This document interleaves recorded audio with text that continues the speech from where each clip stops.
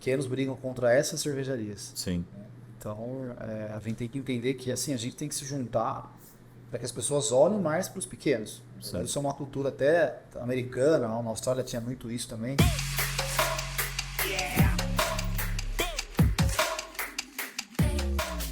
Fala galera, beleza? Chegamos a mais uma edição do podcast de pouco em pouco, um podcast voltado ao empreendedorismo, mas não pela ótica e o glamour depois que tudo deu certo.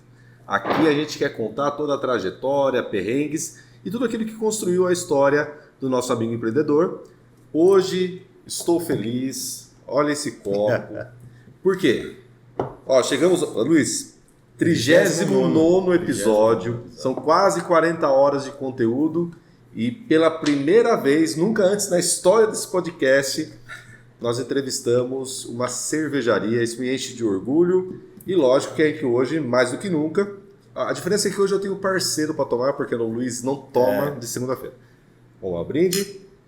Gente, hoje a gente tem aqui a honra de contar com o Marcel Ferraraz, fundador da cervejaria Stark. Eu, Emerson Gomes, represento a Bússola, Luiz representando... Love Burger e o Anacho.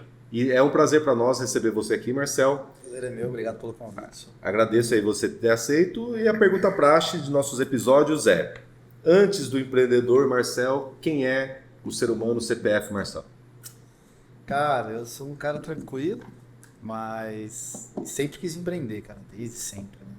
Então eu fui para a faculdade pensando em fazer administração, já por me formar em administração, vou empreender. Passei alguns anos dentro da empresa privada, né? Aprendi muito. Foi CLT? Fui CLT muitos anos e tal, e aí... Mas sempre com aquele negócio, puta, eu montar um negócio. Não é a primeira empresa que eu tenho, já tive uma há muitos anos atrás, muito cedo e tal. Durante 3 anos. Outro segmento. Outro segmento, uma transportadora e tal. Mas serviu muito de escola. É que nem eu falo pro pessoal. Eu vejo muita gente querendo abrir cervejaria hoje em dia, ainda é um mercado que está crescendo muito, que tem muito espaço ainda no Brasil. Mas é o que eu falo pros caras, eu falo, ó, monta cervejaria, mas tem isso aqui, cara, você pode trabalhar com qualquer coisa, mas uma empresa é uma empresa, independente É negócio. de que produto. Então você tem que se preparar, você tem que saber dos problemas, você tem que saber os caminhos. E eu, desde o início, sempre estudei muito sobre empreender, como começar, né? Quando eu estava na faculdade, cara, eu fiz vários estágios. Você fez o DM, né? De administração. Passei por vários braços da empresa e fui aprendendo. E hoje, cara, eu trouxe tudo para a empresa, tudo que eu aprendi. Com certeza foi fundamental para que hoje a empresa rode. Tá, e você, nessa experiência, você já teve de cara, eu acho que, se eu não me engano, na sua história tem você fez um intercâmbio antes, né? Na última empresa que eu trabalhei, na crise de 2015, eles estavam mandando muita gente embora. E eles estavam mandando principalmente os funcionários mais antigos, que estavam lá, era 15, 20 anos. Salário. Era uma multinacional. E aí eu fiquei sabendo que um dos funcionários da minha equipe ia ser mandado embora. Um cara que tinha muito mais tempo de empresa que eu, filho, outra casa para cuidar, sabia da história dele. Cheguei pro meu chefe e falei, ó, em vez de você mandar ele embora, manda eu, porque hoje eu quero lutar a minha, eu quero morar fora, fazer um intercâmbio e... Né, eu acho que nesse momento ele precisa mais que eu. Você fez um acordo. E aí ele falou, pô, beleza. Precisava cortar mais uma pessoa, ele cortou, mandou embora, e aí eu fui morar fora. Mas assim, fui morar fora, não tinha a mínima ideia de que eu ia para uma cervejaria. Né? Foi para onde, Marcelo? Fui para Austrália. Austrália, legal. Na Austrália tem muita cervejaria. Muita cervejaria. Quanto tempo lá? Fiquei 1 ano e meio. E é até uma coisa de bairro, você que sabe, uma coisa de bairrista. Hoje, no Brasil, está começando a ser algo um pouco mais presente, mas, né, há 5 anos atrás era muito menos. E eu frequentava várias cervejarias lá e eu achava que, nossa, cara, aqueles steaks bom, aquela cerveja pronta na hora. E lá eu conheci outras cervejas, outros tipos de cerveja. Aqui a gente era acostumado sempre com a mesma cerveja, com uma qualidade baixa. Assim, eu nunca fui um aficionado por cerveja, diferente do que a galera Isso em acha. que ano, cara? 2015. 2015. Foi isso que a galera acha, nunca fui um aficionado. Eu vi aquilo, conheci e falei, meu, a gente não conhece esse produto no Brasil. Você estava olhando para um olhar de negócio mesmo. Exatamente. Eu nunca fui Não era só um degustador. Nunca romantizei a ideia de ter uma cervejaria como a maioria. Tá. Quando começou a bombar no Brasil cerveja artesanal? Foi mais ou menos Cara, essa pra você época, ter né? uma ideia, em 2011, 2012, se eu me falha a memória, a gente tinha pouco mais de 140 cervejarias no país. 140. Hoje a gente está chegando em 1.200. Deu uma... Então, fazendo uma comparação com o mercado americano, aí, Isso é 10 vezes. o mercado americano tem 7.000 cervejarias. Caralho. O brasileiro, algo em torno de 1.200. A Austrália, que é um país 10 vezes menor que a nossa população, tem quase 800 cervejarias. Perceba o tamanho do mercado que a gente tem para ser explorado. Cara, não me assusta o fato de estar sempre tendo novas cervejarias aparecendo. Eu acho que isso é bom. Né? A gente tem que fomentar essa ideia do produto novo, de estilos novos. Acho que é que nem o vinho, né? O vinho, a gente pegar 10 anos atrás, a gente ia na gôndola de mercado e via sempre os mesmos. Sim. Hoje a gente tem sommelier dentro do mercado, trabalho. Sim. E é legal pegar esse gatilho do que o Marcelo tá falando, é que a gente vai ter sempre dois viés sobre esse olhar, né? Quanto mais você populariza ou massifica a concorrência, lógico que te gera mais preocupação, que é uma fatia do bolo ali que você pode estar começando a perder. Mas ao mesmo tempo, quando a gente analisa o segmento, a pessoa está sempre disposta a provar uma nova cerveja. Assim como o vinho, né? O vinho, você chega na gôndola do mercado lá e vê tal vinho A, B, C, D, lógico, você tem uma preferência por um ou outro que você toma sempre, mas você está muito aberto à mudança, muito aberto à experiência. E, na verdade, hoje as pequenas cervejarias elas brigam contra as gigantes. Né? Então, a gente, diferente da Austrália, por exemplo, que não tem uma big cervejaria, o Brasil tem algumas. Então, os pequenos brigam contra essas cervejarias. Sim. Então, a gente tem que entender que assim, a gente tem que se juntar para que as pessoas olhem mais para os pequenos. Isso é uma cultura até americana, na Austrália tinha muito isso também. Às vezes eu morava no estado de Queensland, eu ia lá para o outro estado e 150 rótulos que tinha lá no estado de Queensland já não tinha lá no centro do país. Eram outros rótulos totalmente bem diferentes. regionalizado. Era uma coisa bem regional. E eu acho que o Brasil vai ser uma missão bem difícil, mas a gente ainda vai chegar lá. De repente, não tanto igual eles, ou só se for daqui muitos anos, porque a gente tem hoje aí a maior cervejaria do mundo é brasileira. Brasileiro. Então, os caras Ambev. Mas eles evoluem tudo. Né? Mas você sabe que eu fui para Gramado e lá também cai muita cervejaria. Muita. É uma rotina totalmente... E é gostoso, porque daí vira um roteiro. Pra você ter uma ideia, a Oktoberfest Blumenau, que é a maior festa cervejeira do país, da América Latina, a última que teve, não teve nenhuma grande cervejaria. Só as micro cervejarias locais. E foi movimentado mais de 10 milhões de reais na festa. Então, fica a prefeitura da cidade enxergou. Esses 10 milhões de reais estão ficando. Não viu uma grande cervejaria levar embora. E foi o que aconteceu também na Festa da Uva. Não sei se vocês chegaram aí. Sim. Então, a gente tem um projeto que a gente iniciou. Eu estava lá quando iniciou Isso é muito projeto, legal. que é o Polo Cervejeiro. E a gente provou para a prefeitura que tinha que estar lá. Então, aos 45 do segundo tempo, eles liberaram para a gente uma brecha. A gente pegou as cervejarias locais que fazem parte do Polo e a gente foi para lá. Então, a gente tinha uma grande cervejaria que já estava com um contrato fechado. Falando em números absurdos entre a prefeitura. E eles deram um canto pra gente lá e a gente provou pra prefeitura que a gente podia fazer bem feito. A gente vendeu mais do que essa grande cervejaria. Daí ano que vem, tudo indica aí que só vai ter só o Polo, só as cervejarias locais. Que legal. Porque eu acho, Marcelo, né, você me corrija se eu estiver errado, eu posso ter bebido muito mais cerveja que o Marcelo. Mas quem entende mais de cerveja, logicamente, que é o Marcelo.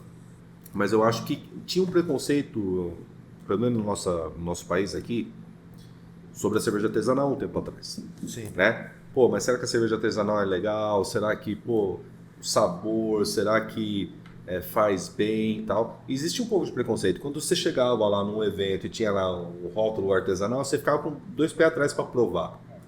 E eu acho que isso cai um pouco. Tá caindo. Eu acho que isso se deve à questão do quê? Tá, hoje, vou usar o mercado australiano que eu conheço de perto, eles têm acesso muito fácil a equipamentos. Os equipamentos, para você ter uma cervejaria, eles são muito caros. Cara, é tudo de inox, é tudo muito caro. Se você pegar 10 anos atrás, cara, era inatingível um cara sem ter milhões de reais para investir montar Fazer uma cervejaria. Hoje não que seja barato, mas é mais acessível. Então, a gente vai pegar aí, né, que eu falei em 2012, se não me falha a memória, tinha 140 cervejarias. Hoje a gente está passando ou próximo de 1.200. O mercado de equipamentos olhou muito para essas empresas. Cresceu também. E fizeram equipamentos mais menores, mais acessíveis para as menores cervejarias. que fez com que a qualidade das cervejas melhorasse muito. Né? E fora isso também, todo aquele paradigma, né? Porque eu costumo fazer uma comparação, né? Muito difícil quem vai a primeira vez comer um sushi e gosta. Exatamente. Mas, cara, você vai uma, você vai três, você começa a isso aqui é bom. A cerveja artesanal é a mesma coisa. É que o paladar do brasileiro para cerveja sempre foi muito ruim, né? Porque Né? a gente sempre bebeu porcaria, vamos dizer assim. Eu falo assim, desculpe as grandes marcas aí, é que assim, é a mesma coisa. Eu vendo hambúrguer. Eu tenho concorrentes, cara, que vendem porcaria por aí, cara, principalmente os grandes. Principalmente os grandes. Né? Então, assim, quando a gente foi para a parte artesanal, hoje é um produto que eu vendo muito aqui, é cerveja artesanal. Né? Inclusive, depois a gente precisa conversar. Com né? certeza. De pouco em pouco também é negócio. Fazendo negócios. Na verdade, eu vim aqui ao pra vivo. isso. Né?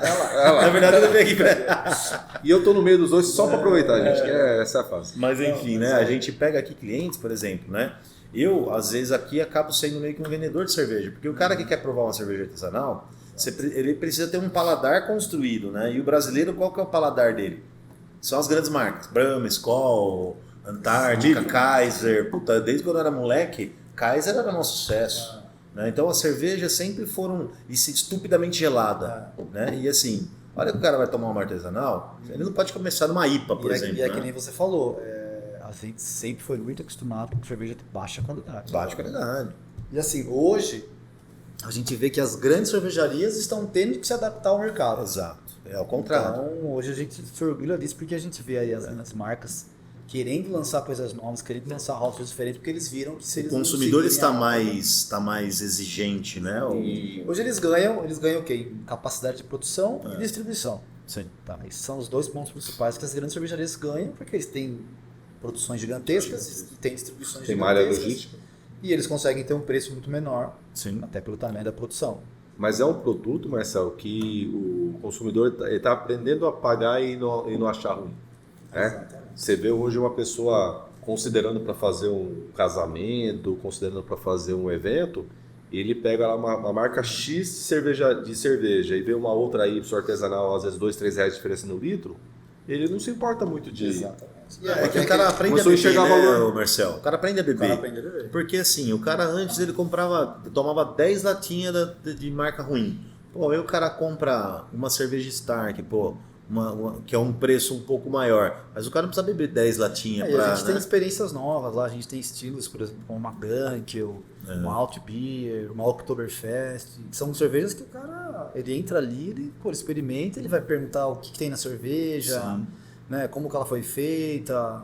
Viver uma experiência, né? É, uma experiência diferente. Então, cara, a gente vendeu muita Alt Beer, por exemplo, na Festa da Uva. Cara, a gente... Alt Beer? Que estilo é esse? É uma cerveja alemã. Alt Beer, eu nunca provei muito, esse. muito comum na Alemanha. Então, assim, se você vai na Alemanha... Mas ela é igual a qualquer- Pilsen? Tipo? Não, ela é a mesma levedura da Pilsen, mas ela é uma cerveja mais encorpada. A cor dela é diferente. Ela é mais... Ela Mais tem um douradona. toque... Ela tem um toque de malte torrado que lembra um pouco o café, mas não é café. Então, assim, toda uma experiência que você vai explicar para o consumidor. Mas ela não chega a ser escura, ela é tipo... Ela é dourada. amarronzada. Ah, Ela é amarronzada, ela não chega a ser escura. E o cara tá ali, uma experiência nova, uma experiência diferente. Cara, é isso que o consumidor precisa descobrir. Sim. Foi o que aconteceu com o vinho no Brasil. O consumidor descobriu coisas boas e a cerveja tá indo no mesmo caminho. Né? Que antigamente a gente tomava vinho, era Santo Tomé e sangue de boi. Quando Chapinha. eu era moleque, chapinha. Tinha aquela dor de cabeça. Nossa senhora. Gente, mas a gente vai testando o paladar, porque, vou dar um exemplo, né? Eu, saindo da adolescência, quando eu comecei a tomar cerveja, eu fui influenciado pelo meu pai. E o que meu pai tomava, ele gostava muito de Kaiser, ele gostava muito de Antártica, né? E é o que você acostuma a beber. E aí você jovem, ou outros jovens também, às vezes dinheiro mais curto, o dinheiro que você tem é o quê? Faz um É o rateio litrão, ali. né? Não, eu acho que quando você é mais jovem, isso de pouco em pouco também é cultura. Quando você é mais jovem, para quase tudo na vida é mais quantidade que qualidade. Então eu quero muito, não importa do que. Então a gente queria beber muito. Então para beber muito, você ia lá e fazer o rateio que dava para comprar, você pegava a marca dentro daquele ticket, né? Só que depois você vai ficando mais velho e você vai pegando o gosto. Você vai experimentando coisas novas, seu A paladar frase vai mais aumentando. famosa aí entre as cervejarias artesanais é beba menos, beba melhor. Beba menos, Essa é a frase. melhor. Isso. Top. Vai fazer uma postagem lá, é hashtag Beba menos, beba melhor. E Perfeito. Mas é por isso que nessa onda de não mais, mas sim melhor, que o universo gourmet ele ganha força para tudo. Exatamente. Então você não quer comer mais hambúrguer. Você quer comer uma experiência diferente, um hambúrguer diferente. Eu estava aqui com a Amanda no outro episódio. Você não quer mais chocolate. Você quer um chocolate diferente. Da mesma forma que você não quer mais uma Tenha mais cacau, né? Que é a mesma coisa. Em todo o ramo no Brasil, a gente tem a industrialização do negócio acaba, né? Porque a gente pega chocolate ao leite, quantos por cento tem de cacau? Nada. Quando você pega um chocolate de verdade mesmo, você come, você acha ruim inicialmente. É a mesma coisa o cara que tá acostumado a tomar uma cerveja de baixa qualidade. Acha que uma toma IPA é marca. Crio, por exemplo. Aí o cara vai tomar uma cerveja artesanal. O cara vai achar ruim inicialmente. Foi em cima disso que as grandes cervejarias ficaram desse tamanho, né? Usando aí Exato. a maior de todas. É a maior cervejaria do mundo. Sim. É a maior do mundo. Então, assim, eles se cresceram em cima do terceiro maior mercado de cerveja do mundo, que é o brasileiro, porque eles não tinham concorrência. Então, hoje eles têm as formiguinhas que estão picando o pé deles, entendeu?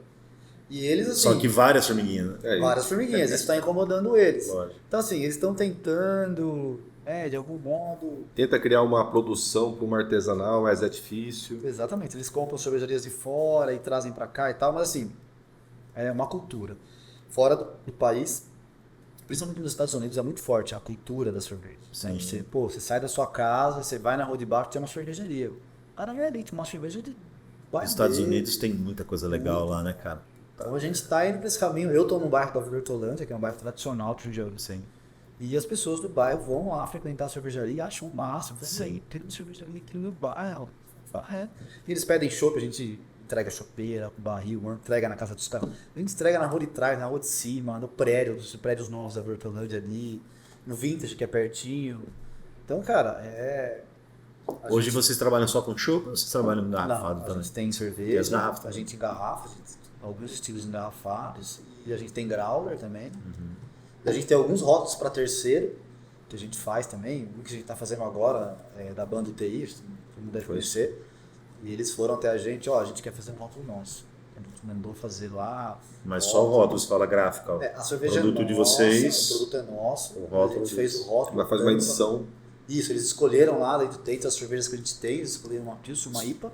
Eles acham que vai agradar o público dele. É um nicho que a gente pega também. Legal.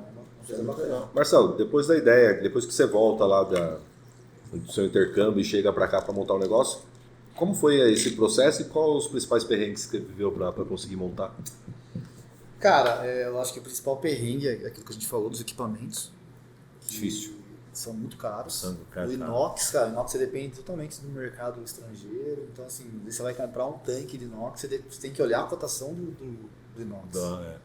Pô, será que eu compro esse mês? Será que eu compro mês que vem? Espero. Não, pô, o inox tá barato, acho que eu vou comprar. É igual dólar, então você tem que olhar. E hoje as empresas que fazem equipamentos, eu falei, estão olhando para as menores, estão fazendo equipamentos menores. Hoje a gente tem um filtro, por exemplo, que antigamente as cervejarias pequenas tinham que ficar ali a cerveja dentro do tanque muito tempo, cara, cantando naquele cone, espera e faz um teste, tá bom, não tá, espera mais. Hoje a gente tem filtros menores, que é o que a gente tem lá, que a gente consegue filtrar a cerveja, ela fica, cara, cristalina, limpa. A gente não precisa esperar 30 dias para a cerveja ficar no tanque. Que é o que as grandes cervejarias fazem. Eles menos ainda, porque eles têm equipamentos absurdos. 300 mil tanques. E eles filtram aquilo e aquilo vai, ela fica cristalina. Hoje a gente tem acesso a um equipamento que faz o mesmo serviço que o deles, só que menor. Sim. Equipamentos que, cara... Não, hoje tem os kits cervejeiros, né? Se você quiser fazer cerveja em casa, sei lá, hoje 50 litros, você faz. Na Austrália é muito normal, o cara abrir a garagem dele e tem uma panelinha no canto ali. Então... Mas é que eu falo também, é uma outra comparação que eu faço. Eu gosto de fazer pizza em casa, dá um puta de um trabalho, você se diverte, faz. Às vezes não fica tão bom quanto o que você vai comprar, mas é por diversão. Tem muitos amigos que vão lá na cervejaria, que o cara faz cerveja e ele vai lá porque gosta mesmo, e aí ele fica tirando dúvidas, ele quer entrar para ver a produção, para ver os equipamentos. E por mais que ele não queira ter aquilo como negócio na vida dele, ele fica maravilhado, né? Que legal. Então, você está com capacidade de quantas de produção hoje lá, cara? Hoje a gente está com uma capacidade aí, média de 7 mil litros mês. Caraca, bastante coisa, pô. Parece ser bastante coisa. Não, comparado ao mercado, sim. comparado Mas ao a mercado, gente está com pô, projetos 7 aí mil litros por mês, para ano que vem, pelo menos, dobrar essa Mas pensa, capacidade. você tá, bastante coisa. pelo que eu entendi do Marcel, além do local onde já consome, ter essa entrega em condomínios, mas tem os eventos. Né? Tem eventos maiores, como esse da prefeitura, como esse da festa da uva. Cara, quando você fala de 7 mil litros, A gente faz muito evento. É. A gente tem 2 beer trucks para eventos, a gente tem tendas, a gente tem chopeiras, a gente tem um pessoal que a gente treina, que trabalha nos eventos com a gente, que já sabe. Então, cara, a gente tem final de semana aí que a gente está em 5 lugares diferentes. Que legal. e como que foi esse processo criativo? Cara, cada cervejaria tem um nicho aí, apesar de ser tudo cerveja, né? O cara pode partir para cervejas mais diferenciadas, cervejas mais encorpadas, de repente um mercado alemão, de repente um mercado belga, um americano, né? A gente foi para um mercado artesanal, porém dentro das artesanais existem as cervejas mais comerciais, né? Então a gente fabrica Pilsen, que é o carro-chefe, É a porta de entrada. porta de entrada. A gente fabrica IPA, que é a segunda. A gente fabrica Session IPA, a gente fabrica Dante, a gente fabrica Alt Beer. Aí a gente começa a entrar. A gente tem essas primeiras marcas, estilos, né, que são mais consumidas. Né? A gente está falando sobre negócio, então a gente precisa de dinheiro, Sim. então a gente tem que vender. Você ter. Então a gente tem os carros-chefes, que a gente chama que são os pagadores de conta. E a gente tem as cervejas diferentes, que vendem menos, né? Até porque são cervejas mais complexas. Mas que ajuda na reputação do mix. Exato, mas elas têm que existir. Sim. O cara, não adianta o cara querer ser uma cervejaria artesanal, ele ter 2, 3 estilos ali que você não pega. Ele tem que ter uma gama de cervejarias de estilos diferentes, mas ele tem que ter. Eu vejo muita cervejaria também que acaba nem tendo isso daí, nem tendo na Pilsen. O cara vai com a mulher dele no bar, por exemplo, da cervejaria, a gente tem nosso bar lá. Sim. Pô, a mulher dele às vezes não toma IPA, ou vice-versa, que a gente vê muito hoje, né? É verdade. E ela quer uma cervejinha mais leve, chega lá, vamos ter uma Pilsen. Tem uma Pilsen pra ele tomar. A gente faz chopp de vinho também, vende muito chopp de vinho. É. Tem cara aí de cervejaria, vamos fazer chopp de vinho.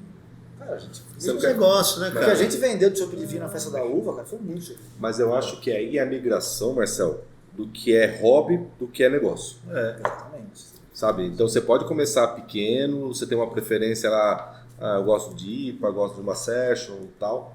E você, Pilsen, não vou fazer Pilsen.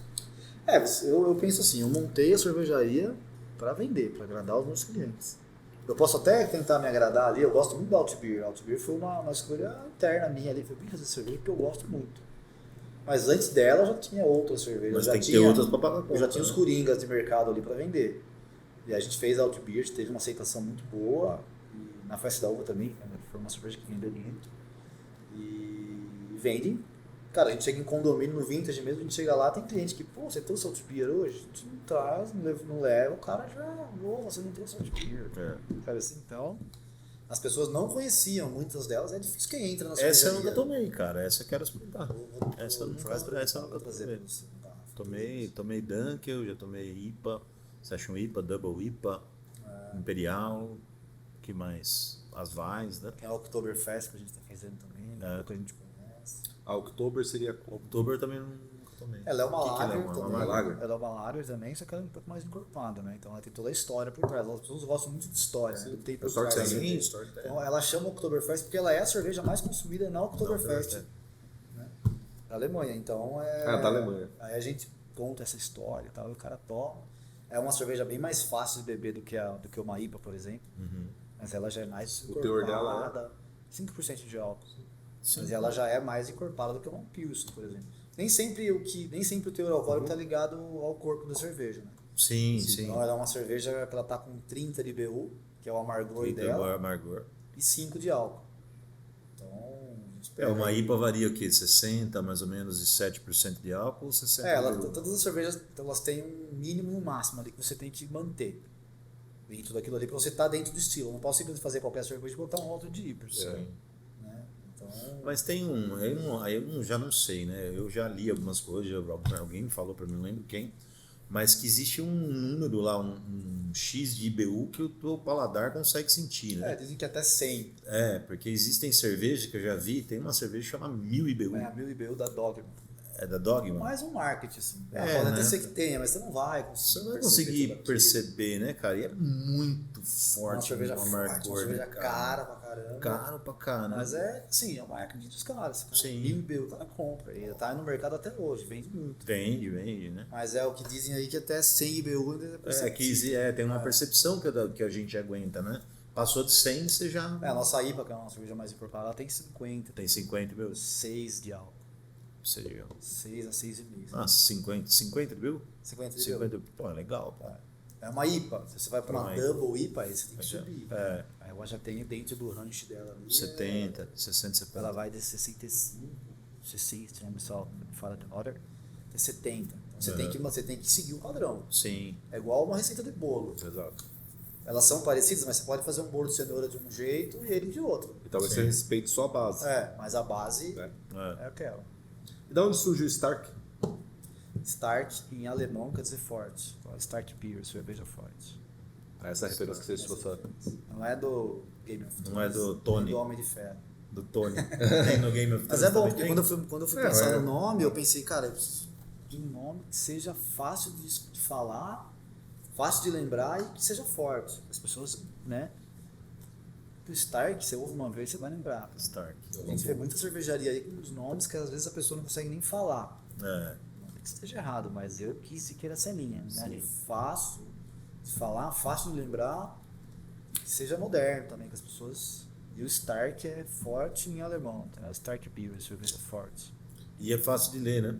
Fácil de Em ler. português, porque às vezes é o que você fala, né? Às vezes o brasileiro quer criar um produto com um nome em inglês, aí o consumidor não consegue nem falar o nome do produto. Falar, né? ele não vai lembrar. Aí faz igual aquela campanha da Head and Shoulders. Nossa, é verdade. Você lembra do Joel Santana? Joel Santana. O Joel Santana, que é o cara do futebol lá, que fala inglês, tudo enrolado, sim, embromation. eu vi isso daí. Você chegou a ver a propaganda? Que os caras tinham exatamente esse problema de comunicação, né? Porque a gente tem cervejarias não muito longe daqui que o cara não consegue falar o nome, não consegue ler, tá escrito, sabe assim? Cada um, mas eu preferi interessar. Marcelo, como Não é você fácil. chegou aqui com a ideia, vou abrir uma cervejaria, daí começou a compartilhar com os amigos, familiares e tudo mais. Conta aí pra gente de quem que você recebeu mais apoio. Na verdade a gente começou, tem o Thiago que trabalha comigo até hoje, que é o cervejeiro lá, que é o braço direito da cervejaria. E quando eu voltei da Austrália com essa ideia, eu dividi essa ideia com ele. E ele sempre foi o cara, esse é o aficionado, apaixonado por cerveja. Não que eu não seja, mas ele era mais. Eu falei, Thiago, vamos fazer um curso. Vi uma ideia de Não. negócio aí. Pra mim é negócio, pra ele já era mais. Paixão.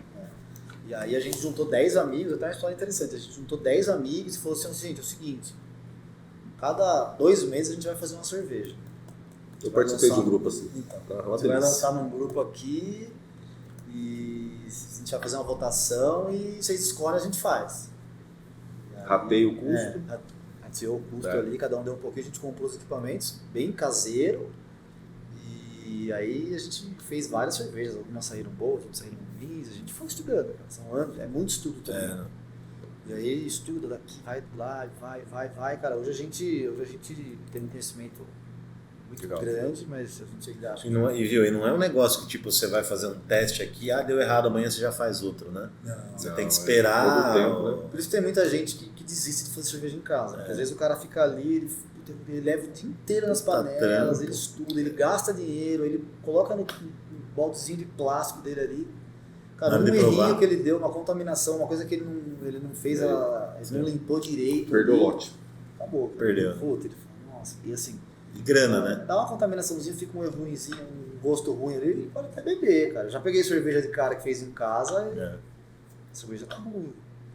Às vezes fica Mas não triste própria pro para cara, mas você consumo, não né? quer falar. Às vezes ele vai beber, ele vai achar o máximo a cerveja que ele fez. Cara. Sim, Mas a gente tem um conhecimento maior, a gente sabe que puta, não ficou como tinha que ter ficado. sim. E às vezes os caras acabam desistindo por isso. É. Eu conheço muita gente que comprou equipamento e encostou lá na garagem, outros que até hoje fazem, que é um conhecimento que você vai, cada vez que você fabrica, Tá aperfeiçoando. você vai aperfeiçoando. A gente tem centenas de braçagens, que a gente chama de braçagem. Mas, cara, as primeiras lá eram um desafio. Sim. Era uma coisa nova. Hoje é meio que automático. Hoje nossos equipamentos são todos automatizados, a gente aperta um botão lá, cara, Já faz a e medição. vai embora. já No máximo a gente faz é abrir e fechar uma válvula. Sim. né? E os nossos tanques todos controlados, com marcador de temperatura, tudo certinho. Não tem como dar errado, né? Não, tem como na mais. sua casa ali você não tem esses equipamentos. Né? Mas o começo não foi Eu assim. falo que é mais difícil fazer em casa do que lá. A gente fala que a gente faz uma quantidade bem maior. Então, só que até chegar lá. Até chegar lá é um longo caminho. Até chegar, Quantos em casa teve que ter pra poder chegar lá? Cara, eu não minto não. Eu conheço pessoas que, queria montar uma cervejaria. Muitas vão lá na cervejaria. Eu falo, olha, você quer montar, cara? Estuda muito antes, cara. Vê bem como que é, porque não é fácil, cara. Não é como fazer cerveja na sua casa. Até toda a documentação, todos os registros, mapa, todas as né? liberações, o mapa, tudo que você tem que ter, cara, é um caminho longo. Cara, não é igual você abrir uma loja de roupa, não que seja menos ou mais, mas a questão É diferente. envolve, cara, vários órgãos, envolve muita coisa. Sim. É um produto que as pessoas vão gerir, né, cara? É. Não, é difícil, cara, não é fácil. Você não vai conseguir de um dia pro outro. Principalmente quando você engarrafa, né? Você precisa ter o mapa, não pode. Você tem que mandar lá para eles analisarem, eles falam, nossa, a cerveja está aprovada. Toda a burocracia do cara. E caro, né? O processo é um processo caro, né? O processo em si nem é tão caro, é mais burocrático, você paga nos documentos, paga aqui, paga ali, paga o responsável técnico, você paga isso, paga. Mas o que você tem que ter para que aquilo seja aprovado é tudo muito caro. Aí é os equipamentos. Você quer comercializar a sua cerveja, você quer que ela vá daqui para fora, então você tem que ter tudo certinho. E depois de você, por exemplo, hoje você tem a capacidade X, você já tem um mapa, por exemplo. Quando você quer expandir essa sua produção, você precisa passar novamente por todo esse processo ou não? Não, existe uma regra, né? Hoje, se não mudou ainda, até 200 mil litros de cerveja mês, você ainda pode ser considerado uma cervejaria artesanal. Muita cerveja. Você está em 7 mil? 7 mil. 7. Acima disso, você é considerado cervejaria de massa. Uhum. Essas são as grandes cervejarias. Sim. Petrópolis, Ambev, por aí vai. De 200 para cima, 200 mil litros limitado. para cima, se não mudou alguma coisa, se ainda é isso. Tá? 200 mil litros para cima, você é considerado cervejaria de massa. A gente teve até algumas cervejarias aí grandes que sofreram um processo porque colocaram cervejaria artesanal no rótulo e os caras não são cervejaria artesanal. Teve uma cervejaria aí que teve que arrancar tudo no mercado. Milhões de garrafas das bombas por causa de um processo desse. Então aí a gente vê que é um buraco mais embaixo. Tanto para grande quanto para pequeno. Para pequeno. Tem as regras, né? E no Brasil quase não tem regra, né? Regra tem um monte. Seguir que é o... E como que foi o desafio de marketing, cara? Conta pra gente aí. Porque uma coisa é aprender a fazer a cerveja e ficar lá gostosa. Outra coisa é chegar no mercado. Cara, eu fiquei muito na parte de produção já, por muito tempo. Cara, de bota de borracha, lavando o chão, tirando malte de panela. Hoje eu saí dessa parte e integralmente tenho o responsável pelo Thiago, que eu falei. Tem as pessoas que trabalham com a gente lá, os nossos, né? Tem a André, que é sócia, tem o Jonathan, tem os nossos freelas que trabalham, todo mundo ajuda. Mas hoje eu já não estou mais nessa parte de produção, eu saí já faz um tempo. E eu fico muito ligado nessa parte de comercial e parte de eventos também. Hoje a gente tem uma agência também, que é a Conversa Marketing do Guilherme, que cuida do marketing da gente, né? Que eu tenho contato com eles quase que diariamente. Mas assim, o marketing é primordial, cara. Assim, não, mas eu falo assim, quando você começou lá, como que foi expandindo essa ideia de vou vender para fora? Porque, imagino eu, você começa querendo fazer cerveja com os amigos. Como você começou aqui? Fazendo hambúrguer com os amigos, daqui a pouco, ficou bacana, por que você não vende? Então, aí tá uma outra diferença. Eu não comecei a fazer cerveja lá na panela com os meus amigos pensando em fazer cerveja com os amigos. Aquele início já era pensando em montar um negócio. Como que você engatilhou os primeiros negócios? E aí eu falei, não posso montar um negócio sem saber nada. Então a gente fez um pouco mais de um ano aí nessa experiência dos amigos e tal. E em contrapartida, sempre estudando por fora. Eu fui estudar mais a parte de como tocar o negócio, né, do que produzir.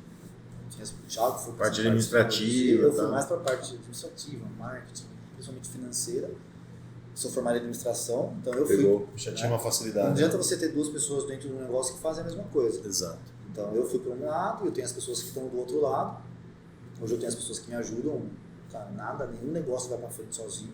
Exato. Então é o que eu sempre falo aí para as pessoas, em qualquer negócio, né? Mas eu, como estou muito dentro do mercado de cerveja, eu vejo as cervejarias, eu falo, cara, você precisa de pessoas com você. Se você não tiver as pessoas com você, Não vai crescer. você não vai para frente, você vai travar, né? Você não consegue abraçar tudo. A gente é limitado, né? A gente é limitado, não é? Precisa dormir, precisa ter um tempo de lazer. E, então, hoje eu tenho as pessoas, eu tenho a minha irmã que cuida, que me ajuda na parte administrativa, cuida do bar também, é a gerente. Hoje eu tenho a Ana Paula, que ajuda a tocar o bar, que ajuda a parte de eventos, tenho o Thiago na produção, tenho o Jonathan, que ajuda na produção. Quando você começou, você já começou com o bar? Não, a cervejaria existe há 4 anos, a gente até fez o aniversário da cervejaria de 4 anos, mas todo mundo, nossa, faz tanto tempo assim. Eu falei, a cervejaria existe há 4 anos, mas o bar há pouco mais de 1 ano, então a gente comemorou o aniversário da cervejaria. Certo. Então, o bar, depois que pediam muito. Depois que amadureceu a ideia da cerveja, ela começou a rodar. O bar ele até era um projeto que eu tinha, mas aí veio a pandemia. Aí a gente engavetou o projeto e depois a gente... E como foi a pandemia para vocês? Foi difícil. Foi, né? Eu acho que assim, como eu falei, a gente vive muito de eventos, né? É verdade. Travou, né? E quase tudo que a gente faz envolve juntar pessoas, né? Então... Agrupar.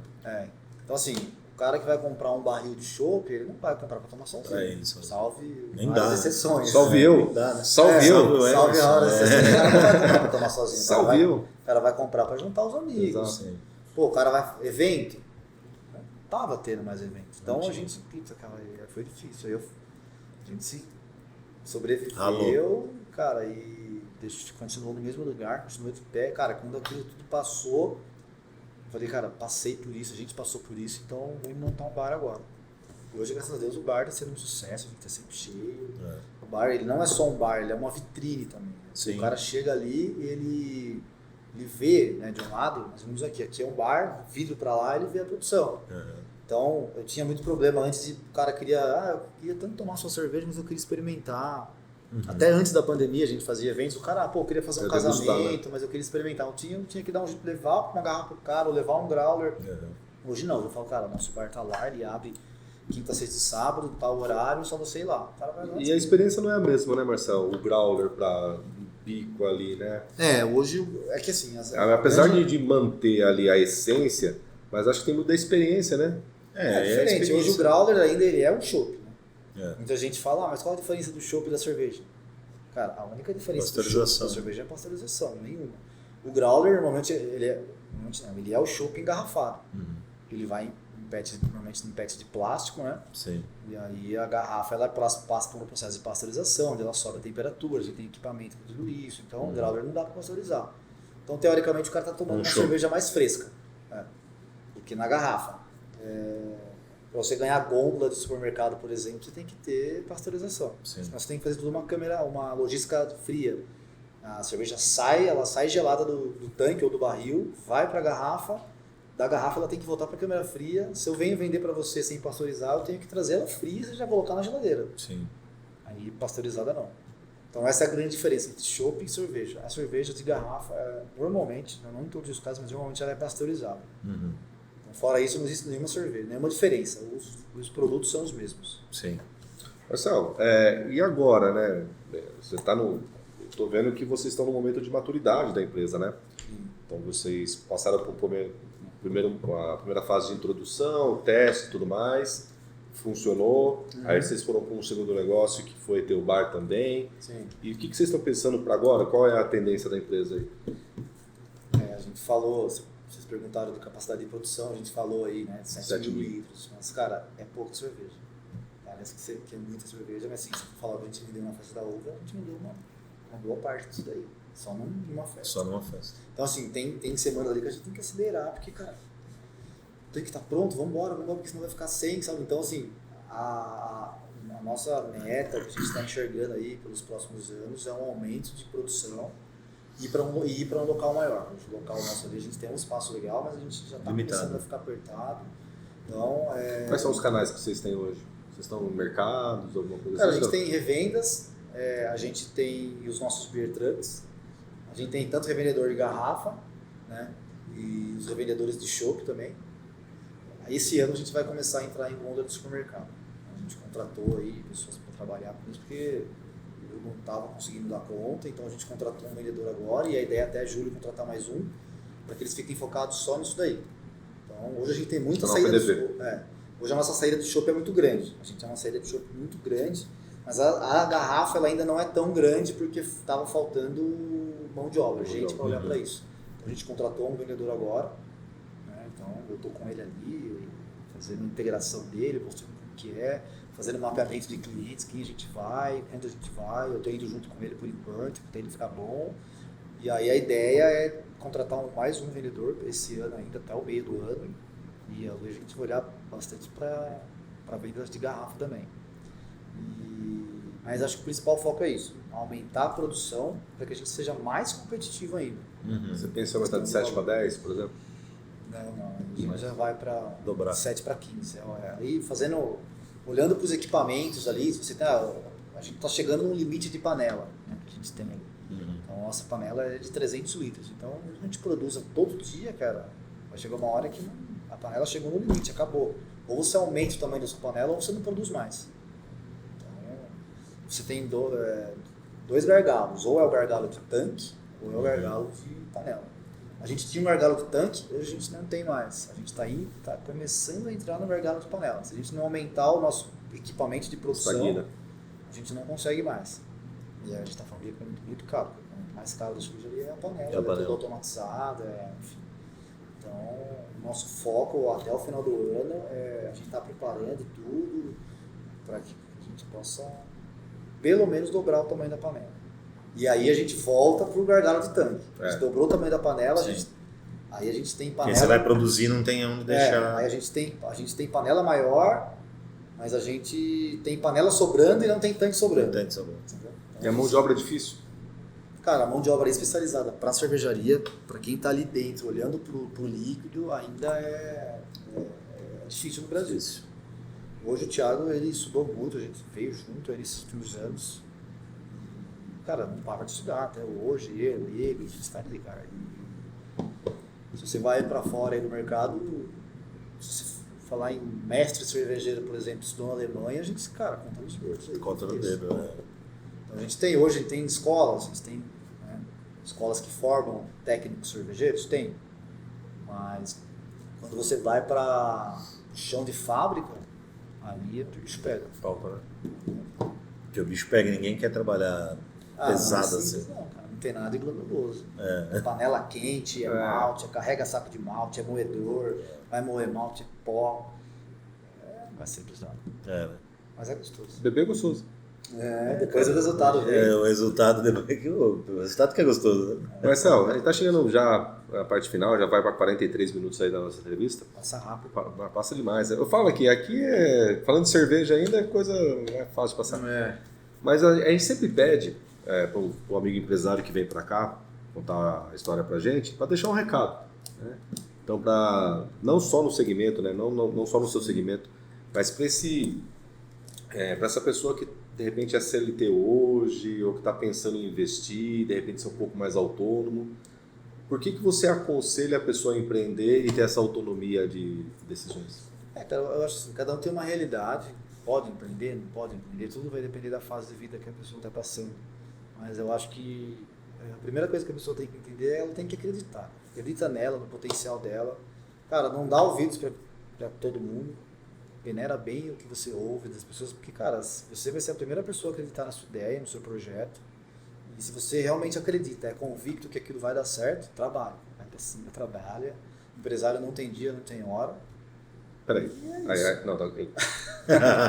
Não, peraí. Acho que tem, pô. Estamos aqui, nesse horário, descobrindo que a vida do empreendedor não é fácil. Que a vida exatamente. Não tem assim? dia, não tem hora. Não tem final de semana? Se você acha que seu trabalho termina às 18? tem hora, não seja empresário. Você acha que vai começar às 8 e terminar às 6? Não vai. Esquece. Entender, cara. Você acorda pensando e vai dormir pensando no que você tem que fazer. Cara. Diferente de você sair de uma empresa onde você é CLT, cara, você fechou o computador ali, você vai embora, é só no outro dia. Você explodiu a empresa, você vai ficar sabendo no outro dia. Mas é isso que eu acho que é a diferença, cara, porque às vezes a pessoa ela precisa passar por essa experiência, né, cara? Porque assim, você vai dormir, você acorda pensando naquilo, você vai dormir pensando naquilo, Mas é muito mais prazeroso do que às vezes você tá ralando num trabalho, às vezes das 8 às 6, É né? igual um filho que você vê crescer. Você tá vendo ele ali, se amadurecer, crescer. E, cara, pra ele bem, vai depender muito de como você tá ligado. Exato. O negócio é a mesma coisa. É uma Você tem semente. que ter a cabeça no lugar, não é fácil. Enfim. Mas o primeiro ponto é acreditar. Você tem que ser a primeira pessoa a acreditar. Compensa, né? Compensa acreditar no sonho aí, né? Compensa demais. Cara, legal. Marcel, a gente agradece aí da presença. Eu de agradeço o você, convite. dedicar aí um pouco da sua agenda para compartilhar com a gente aqui a sua história e também a sua experiência nesse mercado tão legal, né? E tão promissor, né? Um mercado promissor.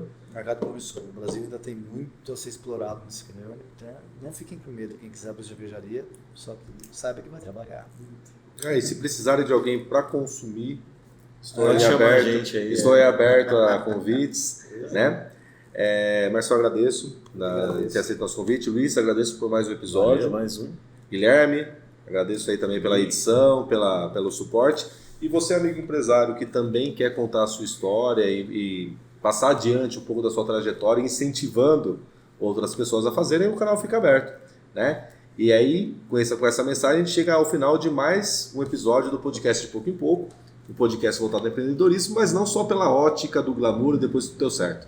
Aqui a gente gosta de contar toda a história, toda a trajetória que fez aquele empresário conseguir ali o teu sucesso. Agradeço, Marcelo, agradeço, Luiz. Valeu. Até a próxima.